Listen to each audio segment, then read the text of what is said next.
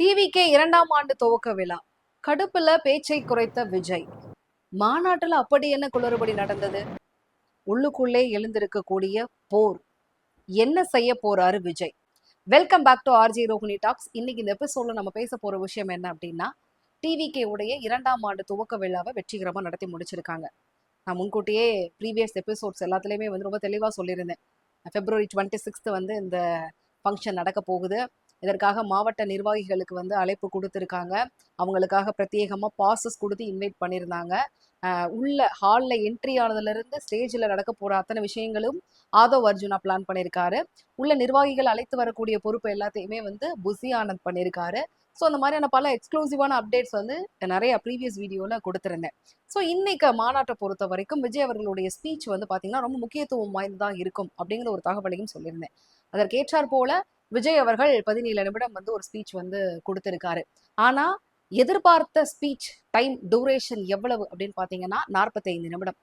குறைந்தபட்சம் 45 நிமிடமாவது பேசணும் அப்படிங்கிற ஒரு எண்ணத்தோடும் அதற்கான ப்ரிப்பரேஷன்ஸோடும் தான் விஜய் அவர்கள் இந்த ஃபங்க்ஷனுக்கு வந்திருந்தாரு. ஆனா 17 நிமிடத்திலே தன்னுடைய பேச்சை வந்து முடிச்சுக்கிட்டதுக்கு பின்னாடி பல காரணங்கள் வந்து சொல்றாங்க. அது என்ன டிவிகே உடைய இந்த ஃபங்க்ஷனை பொறுத்த வரைக்கும் நிறைய குளறுபடிகளும் நடந்திருக்கு. அது என்ன அப்படிங்கிறத இந்த எபிசோட்ல பார்க்க போறோம். நீங்க நினைக்கலாம், நீங்க தொடர்ந்து விஜய் அவர்களுக்கு ஆதரவாகவும் டிவிகே உடைய நிறைய நல்ல நல்ல பாசிட்டிவான விஷயங்கள் மட்டுமே சொல்றீங்க அப்படின்னு. எப்பவுமே நிறைகளை மட்டுமே நம்ம சொல்லிக்கிட்டு இருந்தோம் அப்படின்னா நடக்கக்கூடிய குறைகள் வந்து எதுவுமே கண்ணுக்கு தெரியாம போயிடும். அது வந்து குறையாவே தெரியாம போயிடும். அது வந்து ரொம்ப பெரிய தவறாகத்தான் இருக்கும். அதனாலதான் எவ்வளவு தூரம் நிறைய சொல்றோமோ அதே அளவுக்கு குறையையும் கண்டுபிடிச்சா மட்டும்தான் சரி பண்ண முடியும், நிவர்த்தி பண்ண முடியும் அப்படிங்கிற ஒரு தாட்ல தான் இன்னைக்கு இந்த ஃபங்க்ஷன்ல நடந்த பல குளறுபடிகள் பத்தி நான் பேசணும் அப்படின்னு நினைக்கிறேன். ஸோ விஜய் அவர்களுடைய ஸ்பீச் கம்மியானதுக்கு காரணம் என்ன அப்படின்னு பாத்தீங்கன்னா, உள்ள நுழைந்ததுமே அவருடைய கண்ணில் பட்டிருக்க பல விஷயங்கள் வந்து டென்ஷன் ஆக்கியிருக்கு.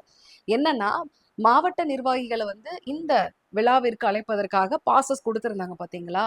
அதுல நிறைய பேரு நிர்வாகிகள் அவங்களுக்கு கொடுக்கப்பட்ட பாசஸ்ல அவங்களுடைய ஃப்ரெண்ட்ஸு, ரிலேட்டிவ்ஸ் இவங்களெல்லாம் கூட்டிட்டு வந்திருக்காங்க. ஸோ அவரு உள்ள நுழைஞ்ச உடனே பார்த்த உடனே பாத்தீங்கன்னா நிர்வாகிகள் இல்லாம அந்த அவங்களாம் ஒரு ட்ரெஸ் கோடு வச்சிருக்காங்கல்ல, அது இல்லாம நிறைய பேரை வந்து பார்த்ததுமே தெரிஞ்சு போச்சு. ஓகே, ஸோ இந்த பாசஸ்ல ஏதோ பெருசா விளையாடி இருக்காங்க அப்படிங்கிற ஒரு விஷயம் அவருக்கு தெரிஞ்சதுனால அது ஒரு சின்ன அப்செட் வந்து ஆயிருக்கு.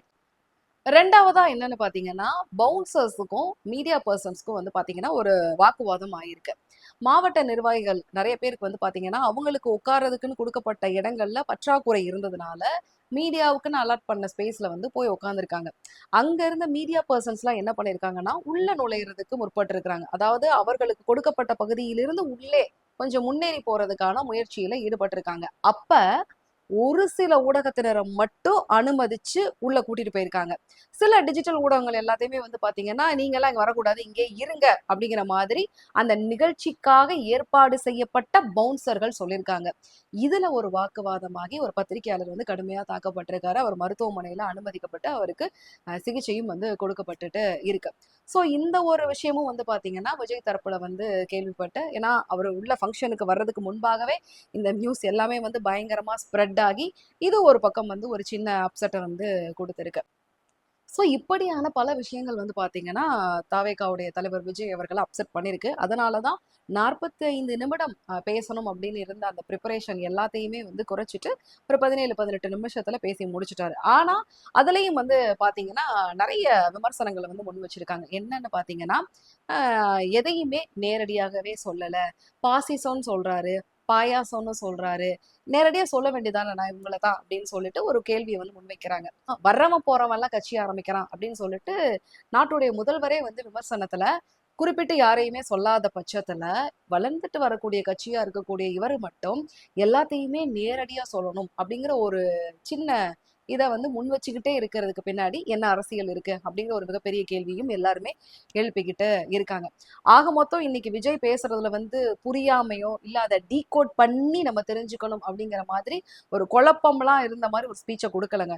ரொம்ப ரொம்ப ஒரு சின்ன குழந்தை, ஒரு எல்கேஜி யூகேஜி குழந்தை உட்காந்து அந்த ஸ்பீச்சை கேட்டா கூட இவர் என்ன சொல்ல வர்றாரு, என்ன பேச வர்றாரு அப்படிங்கிறத தெளிவா புரிஞ்சுக்கிற மாதிரி ஒரு ஒரு எளிய மனிதனுக்கான ஒரு ஸ்பீச்சை மட்டும்தான் இன்னைக்கு வந்து ப்ரெசென்ட் பண்ணாரு. நான் ஆல்ரெடி சொல்லியிருந்தேன், ஒரு பக்கம் வந்து ஜான் ஆரோக்கியசாமி இருக்காரு, அவர் வந்து ஒரு வியூக வகுப்பாளர். அதே மாதிரி களத்துல இறங்கி வேலை செய்யறதுக்காக ஆனந்த் அவர்கள் இருக்கிறாரு. இது இல்லாம வந்து பாத்தீங்கன்னா பிரசாந்த் கிஷோர் வந்து இணைய போறாரு அப்படின்னு சொல்லிட்டு நிறைய பேர் என்ன சொன்னாங்க, பிரசாந்த் கிஷோர் வந்து எப்படி மற்ற கட்சிகளுக்கு வந்து ஒரு டீமா வந்து தேர்தல் நேரத்துல ஒர்க் பண்ணி மட்டும் கொடுத்துட்டு போவாரோ அந்த மாதிரிதான் இங்கேயும் வந்து டிவிகேக்காக ஒர்க் பண்ண போறாருன்னு சொன்னாங்க. பட் நான் மட்டும் ரொம்ப தெளிவா கிளாரிட்டியா சொல்லியிருந்தேன், சேர்ந்துதான் வேலை செய்ய போறாங்க அப்படின்னு. ஸோ அதற்கு ஏற்றார் போல இன்னைக்கு வந்து பிரசாந்த் கிஷோர் அவர்கள் சேர்ந்து செயல்படுவோம் அப்படிங்கிற ஒரு வார்த்தையை வந்து முன் வச்சிருக்கிறதுனால டிவிகே உடைய பலம் வந்து அதிகப்படுத்தியிருக்கு, அதிகமாகியிருக்கு அப்படின்னு சொல்லலாம். இது எல்லாருக்குமே வந்து பாத்தீங்கன்னா ஒரு மிகப்பெரிய கலவரத்தை ஏற்படுத்தியிருக்குன்னு சொல்லலாம். ஏன்னா பிரசாந்த் கிஷோருடைய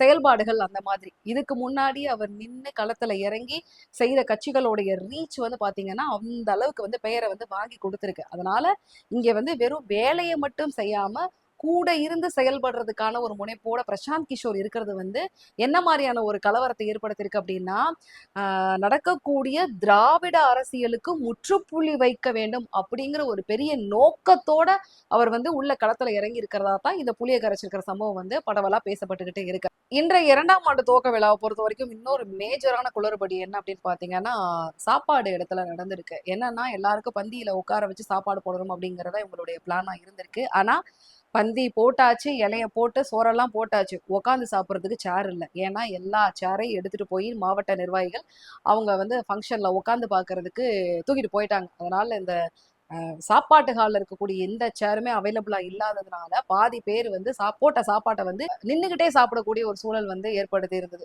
ஸோ இது வந்து பாத்தீங்கன்னா இந்த நிகழ்ச்சியை பொறுத்த வரைக்கும் நடந்த ஒரு மேஜரான குளறுபடி அப்படின்னு சொல்லலாம். இப்போ பஃபே சிஸ்டம் அப்படின்னா போதும், தட்டை எடுத்துப்பாங்க, நமக்கு வேண்டியதை வந்து கையில எடுத்து வச்சுட்டு அப்படியே உட்காந்து ஒரு ஃப்ளோல சாப்பிட்றலாம். ஆனா பந்தி போட்டுட்டு இலையில எல்லாத்தையும் வச்சுட்டு நின்றுட்டு சாப்பிடக்கூடிய ஒரு சூழல் வந்து பாத்தீங்கன்னா நிறைய பேருக்கு தர்ம சங்கடத்தை இன்றைய நிகழ்ச்சியில ஏற்படுத்தி இருக்கு. இன்றைய நிகழ்ச்சியை பொறுத்த வரைக்கும் தாவேகாவுடைய தலைவர் விஜய் அவர்களுக்கு ஒய் பிரிவு பாதுகாப்பு வழங்கப்பட்டிருக்க வேண்டும். ஆனா இது வரைக்கும் அந்த பாதுகாப்பு வழங்கப்படல அப்படிங்கிற ஒரு விஷயத்த இந்த இடத்துல நான் கிளாரிட்டி பண்ணிடுறேன். இன்னைக்கு ஒய் பிரிவு பாதுகாப்பு யாருக்காக வரப்பட்டது அப்படின்னு பாத்தீங்கன்னா பிரசாந்த் கிஷோர் அவர்களுக்கு அந்த பாதுகாப்பு அதிகாரிகள் வந்து உடன் வந்திருந்தாங்க. விஜய் அவர்களை பொறுத்த வரைக்கும் அவருக்கு வழங்கப்பட்ட அந்த ஒய் பிரிவு பாதுகாப்புக்கான ரிவ்யூ மீட்டிங்கே இன்னும் நடக்கல. பொதுவா அந்த மாதிரியான பாதுகாப்பு யாருக்கெல்லாம் வந்து அச்சுறுத்தல்கள் இருக்கோ அந்த மாதிரியான பர்சன்ஸ்க்கு வந்து ஒரு மீட்டிங் வந்து முடிச்சதுக்கு பிறகு வந்து கொடுப்பாங்க. அதாவது செக்யூரிட்டி ரிவ்யூ கமிட்டி இவங்க தான் வந்து பாத்தீங்கன்னா அந்த மீட்டிங்கை வந்து வச்சுட்டு அதன் பிறகு ஃபைனலைஸ் பண்ணி ஒய் பிரிவோ இல்ல ஜெட் பிரிவோ இல்ல ஒய் பிளஸ் பிரிவோ இந்த மாதிரியான பல எஸ்பிஜி இந்த மாதிரியான பல கேட்டகரிஸ் இருக்கு. ஸோ அதுல வந்து அந்த எஸ்ஆர்சி இருக்காங்கல்ல, அவங்க வந்து ரிவ்யூ மீட்டிங் முடிச்சதுக்கு பிறகு ஃபைனலைஸ் பண்ணி பாதுகாப்பை வந்து கொடுப்பாங்க. ஸோ அந்த ரிவ்யூ மீட்டிங் வந்து இன்னும் நடைபெறாத காரணத்தினால் விஜய் அவர்களுக்கு தற்போது வரை ஒய் பிரிவு பாதுகாப்பு வழங்கப்படவில்லை அப்படிங்கிற ஒரு தகவலையும் இந்த இடத்துல நான் உறுதி பண்ணிடுறேன். ஆக இன்னைக்கு வந்து அந்த கூட்டத்துல வந்து நீங்க பார்த்த அதிகாரிகள் வந்து பாத்தீங்கன்னா பிரசாந்த் கிஷோர் அவர்களுக்காக ஏற்பாடு செய்யப்பட்ட அந்த பாதுகாப்பு அதிகாரிகள் அப்படிங்கிறதையும் இந்த இடத்துல நான் உங்களுக்கு சொல்லிடுறேன். நீங்க எல்லாருமே நினைக்கலாம், எதற்காக வந்து இவ்வளவு பெரிய விஷயங்கள் குளறுபடிகளை லைன் பை லைனா சொல்லணும்னு சொல்லிட்டு. நம்ம பாசிட்டிவா பேசுற பல விஷயங்கள் வந்து பாத்தீங்கன்னா தாவேகாவுடைய தரப்புல நிறைய இடங்கள்ல ரீச் ஆயிருக்கு. நான் போற பல இடங்கள்ல வந்து பாத்தீங்கன்னா இது தொடர்பா என்கிட்ட வந்து நேரடியாவே பேசியிருக்காங்க. அதனால இந்த மாதிரியான ஒரு விஷயங்களை முன்வைக்கும் போது அடுத்து வரக்கூடிய மீட்டிங்ஸ்ல வந்து பாத்தீங்கன்னா இந்த குறைகளை களையும் போது இன்னும் அது சிறப்பாக இருக்கணும் அப்படிங்கிறதுக்காக தான் இந்த ஒரு டாபிக்கே வந்து இன்னைக்கு எடுத்து பேசக்கூடிய சூழல் வந்து நான் வந்து உருவாக்கினேன். ஸோ இன்னொரு முக்கியமான விஷயம் என்ன அப்படின்னு பாத்தீங்கன்னா, சமீப காலங்கள்ல விஜய் அவர்களுடைய இந்த விழாக்கள் எல்லாத்துலயுமே வந்து பாத்தீங்கன்னா ஏதோ ஒரு வகையில திருஷ்டி வைக்கிற மாதிரியா இல்ல என்னன்னு தெரியல, ஏதோ ஒரு வகையில வந்து பாத்தீங்கன்னா ஒரு சின்ன ஒரு சம்பவம், ஏதோ ஒரு அடிதடியோ இல்ல ஒரு கருத்து வேறுபாடு இல்ல தள்ளுமுள்ளு இந்த மாதிரி ஒண்ணு தொடர்ந்து நடந்துகிட்டே இருக்கு. அதற்கு மேஜரா வந்து சொல்லக்கூடிய காரணம் என்ன அப்படின்னு பாத்தீங்கன்னா, தொடர்ந்து சினிமா விழாக்களை நடத்துற மாதிரியே அதே பாணியிலே வந்து இந்த மாதிரியான கட்சி தொடர்பான விழாக்களையும் கையாளக்கூடியதுதான் இதற்கு முக்கியமான காரணம் அப்படிங்கிற ஒரு விஷயத்த வந்து முன்வைக்கிறாங்க. ஸோ அடுத்து வந்து பூத் கமிட்டிக்குன்னு ஒரு மாநாடு வந்து நடத்த போறதா விஜய் அவர்கள் சொல்லியிருக்காரு. ஸோ அந்த மாநாட்டிற்கு முன்பாக நிச்சயமா இந்த இதுக்கு முன்னாடி நடந்த எல்லா குறைகளையுமே சரி செய்த பிறகு இல்ல இன்னொரு தடவை இதையே வந்து ஒரு பக்கம் ரிவ்யூ பண்ணி இதுல இருந்து என்னத்தெல்லாம் வந்து எடுக்கலாம், எதெல்லாம் வந்து ஆட் பண்ணலாம் அப்படிங்கிற மாதிரியான எல்லா விஷயத்தையும் அனலைஸ் யூட்டிலைஸ் பண்ணிட்டு அந்த பூத் கமிட்டி மாநாடுக்கான ஏற்பாடுகளை செஞ்சார் அப்படின்னா நிச்சயம் அந்த ஃபங்க்ஷன் வந்து பார்த்தீங்கன்னா எந்த குறையுமே சொல்ல முடியாத அளவிற்கு வந்து ஒரு டாப்பான ஒரு ஃபங்க்ஷனாக இருக்கும். ஸோ அதற்கு என்னன்னு பார்த்தீங்கன்னா சினிமா பாணியில் இந்த விழாக்களை வந்து நடத்துவதை தவிர்க்கணும். சினிமா சம்பந்தப்பட்ட ஆட்களை வைத்து இந்த விழாக்களை நடத்துறதை வந்து தவிர்க்கணும். ஏன்னா வியூக அமைப்பாளர் அது இதுன்னு சொல்லிட்டு கட்சியோட பலத்தை எல்லாத்தையும் பயங்கரமா கூட்டிட்டு பொலிட்டிக்கல் மீட்டிங்கா அதை வந்து கன்வெர்ட் பண்ணாம ரொம்ப வந்து சாதாரண மேடையா வந்து கையாண்ட கூடாது அப்படிங்கிற ஒரு பாயிண்டை வந்து இந்த இடத்துல நான் முன்வைக்கணும் அப்படிங்கிற ஒரு விஷயத்த சொல்ல வர்றேன். நிச்சயமா வந்து குறை இல்லாம ஒரு விஷயம் வந்து பெர்ஃபெக்டா பண்ணவே முடியாது. நோபடி இஸ் பெர்ஃபெக்ட் அப்படிங்கிறப்ப நம்ம நடத்தக்கூடிய சின்ன சின்ன விஷயங்கள்ல வந்து இவ்வளோ பெர்ஃபெக்ஷன் அப்படிங்கறத எதிர்பார்க்கறது கஷ்டம். ஆனா தாவேகாவை பொறுத்த வரைக்கும் அவங்க பண்ணக்கூடிய ஒவ்வொரு விஷயத்தையும் கழுகு மாதிரி உற்று நோக்கி காத்துக்கிட்டு இருக்கிறதுனாலதான் சின்ன சின்ன விஷயங்கள்ல கோட்டை இடுறது, அந்த மாதிரி இந்த கோட்டை விடுறதுன்னு சொல்லுவாங்கல்ல, இது வந்து பாத்தீங்கன்னா கட்சிக்கு வந்து மிகப்பெரிய கலங்க பெயரை ஏற்படுத்திக்கிட்டே இருக்கு. அதனால இது வந்து பாத்தீங்கன்னா இது வந்து யாருமே கவனிக்க முடியாத பிரச்சனை, யாராலையுமே கண்டுபிடிக்க முடியாத பிரச்சனை அப்படின்லாம் சொல்லவே முடியாது. ரொம்ப ரொம்ப மைன்யூட்டா வந்து நீங்க நோட் பண்ணணும்னு அவசியம் கூட கிடையாது. மேஜரா வந்து இது எல்லாத்தையுமே வந்து கொஞ்சம் கான்சென்ட்ரேட் பண்ணாலே இது எல்லாத்தையுமே வந்து ஈஸியா வந்து தீர்க்கக்கூடிய ஒரு பிரச்சனை தான்.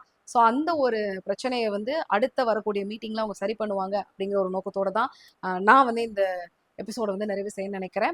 இன்னொரு விஷயம், நிர்வாகிகளா இருக்கட்டும், இல்ல தொண்டர்களாக இருக்கட்டும், இல்ல ரசிகர்களாக இருக்கட்டும், எல்லாருமே வந்து பாத்தீங்கன்னா விஜய் அவர்களை இன்னும் வந்து நடிகன் அப்படிங்கிற ஒரு அந்தஸ்துல மட்டுமே வந்து அப்ரோச் பண்ணி அவரை நெருங்கக்கூடிய ஒரு வாய்ப்பை வந்து எல்லாருமே எதிர்பார்க்கிறாங்க. அதை தாண்டி எப்போ வந்து அவரை வந்து ஒரு கட்சியோட தலைவராக இவங்க எல்லாருமே வந்து அடையாளம் காணணும்னு நினைக்கிறாங்களோ அப்பதான் இது மாதிரியான சம்பவங்கள் தொடர்ந்து நடைபெறாமல் இருக்கும் அப்படிங்கிற ஒரு விஷயத்தையும் இந்த இடத்துல சொல்லிட்டு இன்னைக்கு இந்த எபிசோட நிறைவு செய்றேன். மீண்டும் ஒரு சூப்பரான எபிசோட்ல நான் உங்களை மீட் பண்றேன். மறக்காம சேனலை லைக் பண்ணுங்க, ஷேர் பண்ணுங்க, சப்ஸ்கிரைப் பண்ணுங்க, சப்போர்ட் பண்ணுங்க. நன்றி.